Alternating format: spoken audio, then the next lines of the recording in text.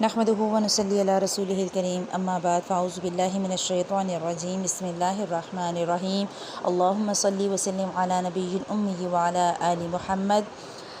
ہم پڑھ رہے تھے کہ اللہ کے نبی صلی اللہ علیہ وسلم سے قریش بار بار مطالبہ کر رہے تھے کہ کوئی نہ کوئی ایسی نشانی پیش کریں جس سے ہم جان سکیں کہ آپ اللہ کے رسول ہیں۔ تو اللہ کے نبی صلی اللہ علیہ وسلم نے اللہ کے حضور دعا کی کہ انہیں کوئی ایک نشانی دکھا دیجئے جس سے انہیں یقین آ جائے کہ میں اللہ کا رسول ہوں۔ تو بہت مشہور ایک واقعہ ہے شق قمر کا، وہ پیش آیا، یعنی کہ چاند کا دو ٹکڑے ہو جانا، اور اللہ کے نبی صلی اللہ علیہ وسلم کے ہاتھ کے اشارے سے اللہ تعالیٰ نے لوگوں کو یہ نشانی دکھائی کہ آپ صلی اللہ علیہ وسلم نے انگلی کی اور چاند پھٹ کے دو ٹکڑے ہو گیا۔ ایک ٹکڑا البیس پہاڑ کی ایک سائڈ پہ اور ایک اس سے نیچے، یعنی ایک ٹکڑا پہاڑ کے اوپر اور ایک نیچے کی طرف، یہاں تک کہ لوگوں نے ہرا پہاڑ کے دونوں کے درمیان دیکھا، یعنی کہ کیا دیکھا کہ چاند دو ٹکڑے ہو گیا ہے۔ اور اللہ کے نبی صلی اللہ علیہ وسلم نے فرمایا اشہدو، گواہ رہو، یعنی کہ اب تو تمہیں نظر آ گیا کہ میرے اشارہ کرنے پہ چاند دو ٹکڑے ہو گیا ہے، تو اب گواہ رہنا کہ میں اللہ کا رسول ہوں۔ اب ہوا کیا کہ اللہ کے نبی صلی اللہ علیہ وسلم کے اتنا بڑا معجزہ دکھانے کے بعد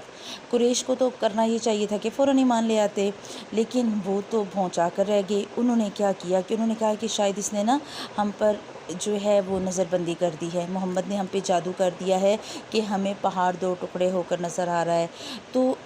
کہا گیا، اللہ کے نبی صلی اللہ علیہ وسلم نے کہا اچھا تم تو یہاں موجود ہو، تو تم نے یہاں سے دیکھا تو میں تم پر تو جادو کر سکتا ہوں جو حاضرین ہیں۔ ایک قافلہ ہے جو آ رہا ہے باہر سے، تو جب وہ پہنچے تو ان سے پوچھ لینا۔ جب وہ قافلہ آیا اور ان سے پوچھا گیا تو انہوں نے کہا ہاں ہم نے بھی دیکھا ہے، یعنی کہ انہوں نے بھی تصدیق کر دی، لیکن اس کے باوجود بھی قریش نہیں مانے۔ انہوں نے اللہ کے نبی صلی اللہ علیہ وسلم کی بات کا انکار کیا، اور اللہ کے نبی صلی اللہ علیہ وسلم نے کھلی آنکھوں سے انہیں چاند دو ٹکڑے کر کے دکھایا، اس کے باوجود وہ ایمان نہیں لائے۔ اور آج جب سائنسدان چاند پر پہنچے ہیں تو وہ یہ بات کہتے ہیں کہ چاند پر جانے کے بعد واقعی میں چاند کی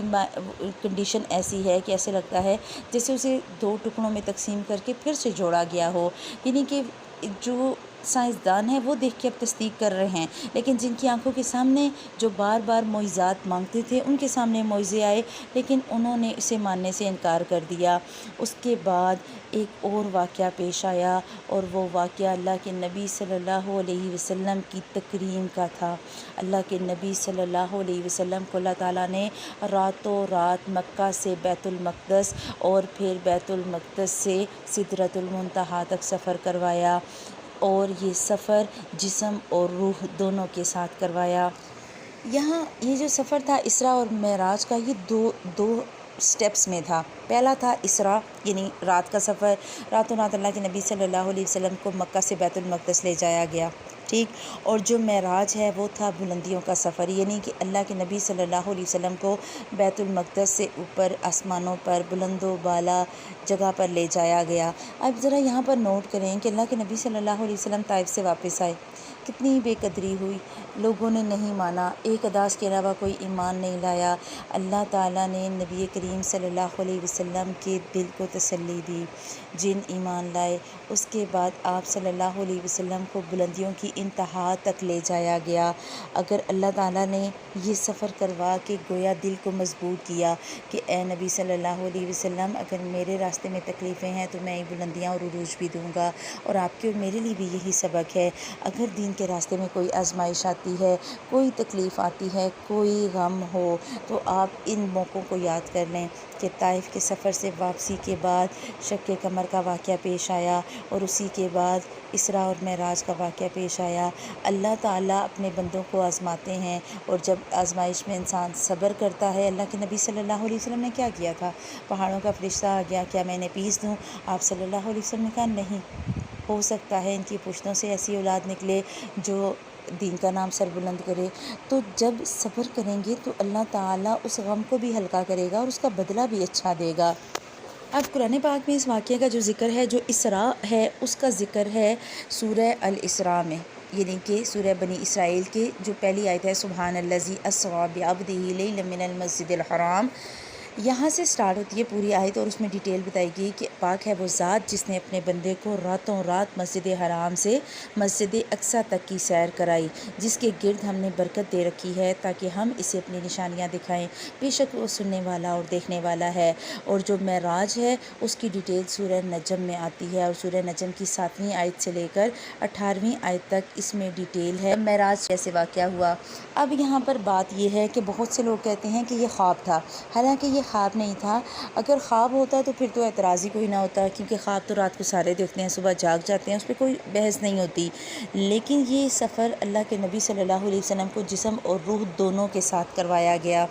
یہاں اب سب سے پہلی چیز کہ یہ واقعہ پیش کب آیا، اس بات میں اختلاف ہے۔ کچھ کہتے ہیں کہ جس سال اللہ کے نبی صلی اللہ علیہ وسلم کو مبعوث کیا گیا اسی سال یہ واقعہ پیش آیا، کچھ کہتے ہیں کہ یہ سن 5 نبوی میں پیش آیا، کچھ کہتے ہیں کہ 27 رجب سن 10 نبوی میں پیش آیا، اور کچھ کہتے ہیں کہ 17 رمضان سن 12 نبوی میں، اور کچھ لوگوں کا یہ بھی کہنا ہے کہ 17 ربیع الاول سن 13 نبوی میں یہ واقعہ پیش آیا۔ اب ذرا یہاں رک کر اپنے پاس ایک سوال لکھیں کہ اتنا اہم واقعہ ہے، اللہ کے نبی صلی اللہ علیہ وسلم کو مکہ سے بیت المقدس اور بیت المقدس سے سدرۃ المنتہا تک لے جایا گیا، اتنے اہم واقعے کی صحیح تاریخ ہمیں نہیں ملی، اس کی وجہ کیا؟ کوشچن مارک کریں ذرا۔ اگر تو یہ دن سیلیبریٹ کیا جاتا جیسے ہمارے ہاں ہوتا ہے نا کہ برتھ ڈے منائی جا رہی ہے، جشن منایا جا رہا ہے، جشن آزادی ہے، یہ جشن ولادت ہے، یہ جشن کوئی بھی، ٹھیک ہے، اللہ کے نبی صلی اللہ علیہ وسلم کی زندگی اگر فرض کریں یہ مکہ کا چونکہ واقعہ ہے تو مکہ کے بعد اللہ کے نبی صلی اللہ علیہ وسلم نے مدینہ میں بھی کافی وقت گزارا، اگر اللہ کے نبی صلی اللہ علیہ وسلم ہر سال اس دن کو سیلیبریٹ کرتے یا ہر سال اس دن کو خاص عبادت کے لیے مخصوص کرتے تو یقیناً لوگوں کو تاریخ یاد رہتی۔ اس کی مثال ایسی ہے نا کہ جب آپ کسی تاریخ کو بار بار یاد کرتے ہیں، جن گھروں میں بچوں کا برتھ ڈے سیلیبریٹ کیا جاتا ہے تو وہاں تاریخیں یاد ہوتی ہیں، جن گھروں میں سیلیبریٹ نہیں کیا جاتا تو بعض دفعہ ماں باپ کو یاد بھی نہیں ہوتا، آپ کو اپنی میرج اینیورسری یاد نہیں رہتی، آپ کو کسی کا جو ہے وہ سالانہ جو آپ کیا کہتے ہیں اس کو، آپ کو کسی کی برسی یاد نہیں رہتی، اگر آپ برسی سیلیبریٹ کرتے ہوں گے تو پھر آپ کو یقیناً یاد رہتی ہوگی۔ تو اسلام کا مزاج یہاں پر سمجھیں، اسلام کا مزاج تاریخ یاد رکھنا نہیں تھا، اگر تاریخ یاد رکھنا ہوتا تو اتنا اختلاف اتنے اہم واقعے کے لیے نہ ہوتا۔ اسلام کا مقصد ہے کہ یہ یاد رکھو کہ جو واقعہ پیش آیا اس کی وجہ کیا، اس کا دین میں حصہ کیا۔ اللہ کے نبی صلی اللہ علیہ وسلم نے ہر سال اگر اس واقعے کو منایا ہوتا، لوگوں کو دعوتیں دیتے تو یقیناً تاریخیں یاد رہتی۔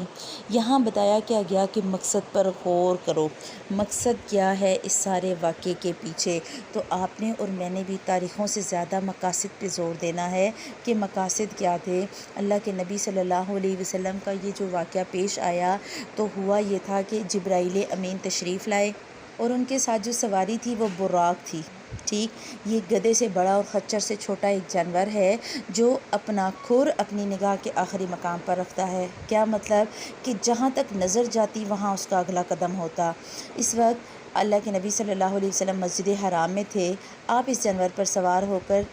جب جبرائیل امین کے ساتھ بیت المقدس کی طرف جانے لگے تو جب اللہ کے نبی صلی اللہ علیہ وسلم سوار ہوئے براق، اس نے تھوڑی سی شوخی دکھائی تو جبرائیل امین نے کہا کہ تمہیں نہیں پتہ کہ تمہارے اوپر جو سوار ہیں وہ اللہ کے سب سے محبوب بندے ہیں، تو تھوڑا سا وہ شرمندہ ہو گیا۔ بیت اللہ سے بیت المقدس جاتے ہوئے راستے میں شام کے قریب اللہ کے نبی صلی اللہ علیہ وسلم کو یثرب دکھایا گیا اور بتایا گیا کہ آپ یہاں ہجرت کر کے آئیں گے، اور فرشتے نے کہا کہ آپ یہاں رک کر 2 نفل ادا کر لیں، یعنی کہ اللہ کے نبی صلی اللہ علیہ وسلم کو آنے والے حالات کے لیے بھی تیار کیا گیا۔ اللہ کے نبی صلی اللہ علیہ وسلم بیت المقدس پہنچے اور وہاں جس حلقے میں انبیاء اپنی سواریاں باندھا کرتے تھے وہاں براق کو باندھ دیا گیا۔ وہاں سواریاں باندھنے سے نا نشان آ جاتے ہوتے تھے، تو لوگوں نے جب اگلے دن نشان دیکھا تو سمجھ گئے کہ یہاں پر کسی نے رات کو اپنی سواری باندھی ہے، اور پھر آپ مسجد اقصیٰ میں داخل ہو گئے،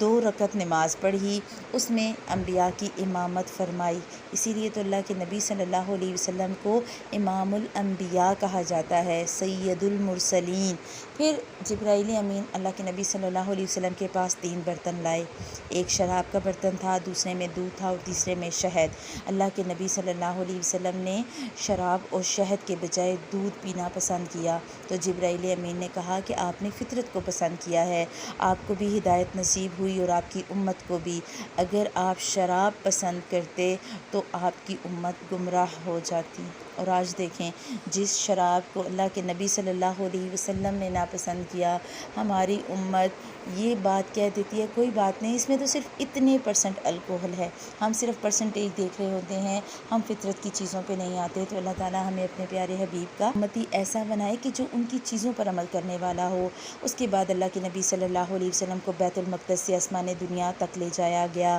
حضرت جبرائیل امین نے دروازہ کھلوایا، آپ کے لیے دروازہ کھولا گیا، آپ نے وہاں انسانوں کے باپ آدم علیہ السلام کو دیکھا، انہیں سلام کیا، انہوں نے آپ کے سلام کا جواب دیا اور مرحبا کہا اور آپ کی نبوت کا اقرار کیا۔ ان کے دائیں طرف ایک گروہ تھا، جب وہ اس گروہ کو دیکھتے تو مسکراتے، یہ نیک لوگوں کی روحیں تھیں، اور ان کے بائیں طرف ایک گروہ تھا، جب وہ انہیں دیکھتے تو روتے، اور یہ بدبختوں کی روحیں تھیں، ایسے لوگوں کی روحیں جنہوں نے آخرت میں ناکام ہونا تھا۔ اس کے بعد اللہ کے نبی صلی اللہ علیہ وسلم کو دوسرے آسمان پر لے جایا گیا، جبرائیل امین نے دروازہ کھولا اور کھلوایا اور آپ کے لیے دروازے کو کھولا گیا۔ آپ نے اس میں 2 خالہ زاد بھائیوں حضرت یحییٰ بن زکریہ اور عیسیٰ بن مریم کو دیکھا، انہیں سلام کیا، جواب دیا گیا، مرحبا کہہ کر نبوت کا اقرار کیا۔ اسی طرح پھر تیسرے آسمان پر لے جایا گیا، وہاں آپ نے حضرت یوسف علیہ السلام سے ملاقات کی، اور یوسف علیہ السلام کون؟ جنہیں دنیا کا آدھا حسن دیا گیا تھا، آپ نے انہیں بھی سلام کیا، انہوں نے جواب دیا، مرحبا کہا اور آپ کی نبوت کا اقرار کیا۔ پھر آپ صلی اللہ علیہ وسلم کو چوتھے آسمان پر لے جایا گیا، وہاں حضرت ادریس کو دیکھا اور انہیں سلام کیا، انہوں نے جواب دیا، مرحبا کہا اور آپ کی نبوت کا اقرار کیا۔ پانچویں آسمان پر جب لے جایا گیا تو وہاں حضرت ہارون جو موسیٰ علیہ السلام کے بھائی تھے انہیں دیکھا، سلام کیا، انہوں نے سلام کا جواب دیا، مرحبا کہا اور آپ کی نبوت کا اقرار کیا۔ پھر آپ کو چھٹے آسمان پر لے جایا گیا، وہاں موسیٰ علیہ السلام سے ملاقات ہوئی، آپ نے انہیں سلام کیا، انہوں نے جواب دیا، مرحبا کہا اور آپ کی نبوت کا اقرار کیا۔ پھر جب آپ وہاں سے آگے بڑھے تو رونے لگے، ان سے کہا گیا کہ آپ کیوں رو رہے ہیں؟ یعنی حضرت موسیٰ رو پڑے تو حضرت موسیٰ نے کہا میں اس لیے رو رہا ہوں کہ ایک جوان میرے بعد مبعوث کیا گیا اور اس کی امت میری امت سے زیادہ تعداد میں جنت میں داخل ہوگی، یعنی مسلمان یہود کے مقابلے میں زیادہ تعداد میں جنت میں جائیں گے۔ اس کے بعد آپ کو 7ویں آسمان پر لے جایا گیا، وہاں آپ کی ملاقات حضرت ابراہیم سے ہوئی، آپ نے انہیں سلام کیا، انہوں نے جواب دیا، مرحبا کہا اور آپ کی نبوت کا اقرار کیا۔ وہ اپنی پشت بیت المعمور سے لگائے ہوئے تھے، اور بیت المعمور کیا ہے؟ خانہ کعبہ جو اوپر آسمانوں پر موجود ہے، جس میں روزانہ 70,000 فرشتے داخل ہوتے ہیں اور دوبارہ ان کے واپس آنے کی باری نہیں آتی۔